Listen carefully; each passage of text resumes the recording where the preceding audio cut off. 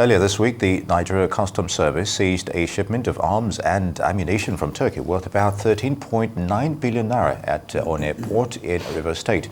The confiscated container included 844 rifles and 112,500 rounds of ammunition. 3 suspects were arrested and further investigations are underway to uncover the smuggling network. Now, the arms shipment was cleverly concealed among everyday items such as furniture, doors and plumbing fittings, and the seized weapons include a mix of pump-action rifles, double-barrel rifles and single-barrel rifles from different manufacturers. Rise News analyst Dayo Sobowale joins us now to look at how close cooperation between Nigeria and Turkey can manage to curb the smuggling of illicit arms and reduce access to weapons by non-state actors and conflict entrepreneurs. Good day and welcome. It's good to have you as always. Afternoon. All right, Mr. Sobowale, why Turkey regarding, security cooperation here? Well, Turkey has immense experience in the sort of problems we have. And you see the arms. They were discovered by customs, Port Harcourt, and then in Lagos. The one in Port Harcourt, you may say because of proximity, maybe they are bound for the southeast, and then the one from Lagos, maybe trailers will take them up wherever. But it's a threat to our security. And I commend the customs people first. But then you see, it's with regard to Turkey that I'm really interested. The president of Turkey, Erdogan, is a man that has survived against all odds. See? And he was a man who, some time ago, said the era of coups. The era of coups is over in Turkey. I wish we could say that in West Africa. Get me? That is why it's a good example for us to look at in terms of how to secure our own environment. Yes. He's been in power in Turkey for 20 years now. Sure. Get me? He started as a prime minister. He has won 3 back-to-back elections. Do you get me? And he won election in a military environment. See, Turkey, modern Turkey was founded by Kemal Atatürk, 1923. Indeed. And he made the military the custodian or the security for Turkish politics. He wanted Turkey to be European. So he banned the wearing of Muslim face cap in Turkey. Get me? It was like he wanted the Turks to be Europeanized in terms of values and all that. If you see even some of the best suits in Harrods and the stores they are made in Turkey. See Erdogan, the way he dresses, you know what I'm talking about. But the point I'm trying to make is that he has the sort of experience that fits into our predicament here. You get me? You have jihadism. You get me? We have insurgency.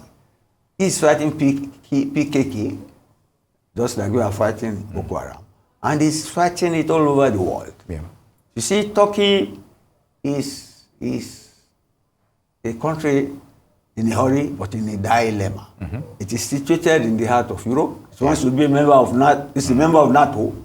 That's a military alliance. But it's been asking for membership of the EU, like Ukraine. Yeah. You get me? For almost 50 years. But you see, they have some values that they think you must live up to. Rule of law, independence of the judiciary. But of course, he metamorphosed from a successful democratic prime minister, changed the constitution, and became a president. In fact, see, this is another side of him. The palace he built in Ankara has 1,000 rooms. President. There was a lot of uproar on that palace. I remember for being too costly. Yes. But you see, there was a coup against him. But I think that coup happened the day after my birthday, July 2016. But he survived it. Because the army, at inception, since 23, the army was made to guarantee Turkish democracy. Indeed. And people are not to be seen being involved in Islamic matters. Sure. But he, in spite of that, won elections, and he has changed Turkey literally into an Islamic democratic state. Yeah. You get me? It's elective politics. I admire him for that. You look at the problem we have on the ground here now. These small arms, this cache that we had in Port Harcourt, they are going to go to these kidnappers, these bandits, and you know the terror we have all over the country. So we should cooperate with a nation like that, borrow from their experience. Yeah. Get me? So that we can secure our own environment. Indeed. We do not need to become an Islamic state in the process. But we can borrow from their security experience. Yeah. Absolutely. Yes. Now, Mr. Sobowale, of course, you've drawn all the similarities that we share with Turkey in this case, but do you foresee any obstacles that could hinder effective collaboration between Nigeria and Turkey regarding this? Obstacles like what? This is geopolitics. We have been trading partners for years. Yeah. And you know, there are Turkish schools in Lagos, except, of course, once when they had the coup in Turkey. There was a spat between Gulen, that was the name of the man. This is like an Islamic teacher, something like that. But we were partners with Erdogan to secure power. But then when this coup happened, he said he was behind it. And he was chasing his supporters all over the country. In fact, Erdogan came to Nigeria and had to ask Nigeria to close the Turkish schools. Well, we have Turkish schools all over, but the government put his foot out. It can't dictate to us. Yes. So we have always been cooperating. The only obstacle I will see is the Islamic side of it. We are a secular state. They too, they were a secular state. Get me? And they are still a secular state. You get me? But much Islamic values have crept in. You get me now? Islamic values have crept in. We are secular. I think we should still remain secular. But we can borrow a lot from their security experience. Yeah. How a nation can be in the middle of Europe, Islamic, and still be in the NATO alliance, and still be independent. You get me, carrying it to its own diplomacy, its own geopolitics. He was with Putin last. And you know what that means to the Americans and the EU. He has been able to fit out an autonomous security apparatus and independent diplomatic and trade connections. He deals with China, he deals with Putin in spite of being a member of NATO. Do you get me? So that's pragmatism, and that's trying to survive. You can borrow a lot from the way he's handling his terrorists, the way he's doing his trade, the way he's keeping his country safe, literally.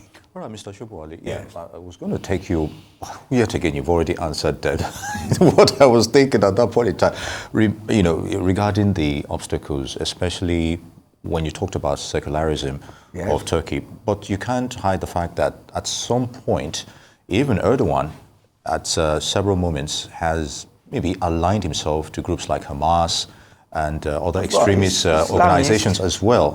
And he's not hiding that fact. When in that context, how is it, should Nigeria be bothered regarding this expertise? I'm not questioning Turkey's defense industries. We've seen even the export of some of their drones, I think during the Ukrainian war as well, to a large extent. They even got some drones now. Yes. Even this cache. There you go. So to a large extent, how would you, justify that scenario? That is, how do I put it? That is where the dilemma lies. But that is where pragmatic politics and diplomacy comes in. Don't forget that we had a Muslim ticket, in spite of the fact that this is not the Islamic State. And Nigeria and Turkey, they are members of the OIC, Organization of Islamic States, and some So that is our political terrain, our own political culture. That you have Christians, you have Muslims. And we are fighting terrorists who are mainly Muslims. But Nigeria is a secular state. See, you have to, that is why you have unity in diversity. You have to juggle it together, just like he is doing. See, an Islamic state in the heart of Europe, trying to join Europe. And he's been told that, you see, a Pope once told him, in 2016, that Turkey is Muslim, Europe is Christian. You can't have Turkey in the EU. But he has not given up. And even threatened them. Yeah, that's another tough side of him. That he will, when the Iraqi war, the Syrian war, when there were influx of people into Europe, they had to give him money. You get me? To hold them at the border. Yeah. Billions of euros. Or else if they don't give, they will let the flood enter Europe. And you know what that means? And don't forget that historically too, Turkey has not always been paying second fiddle to Europe. Yeah. So there was the Ottoman Empire. True. They conquered, they almost got to Austria. Get me? So I want to borrow a leaf from his audacity and his success in securing his people. So that we are all safe here at the end of the day. All right, we'd like to thank you, as always, Mr. Dayo Sobowale, for your analysis. Thank you for joining us here on this.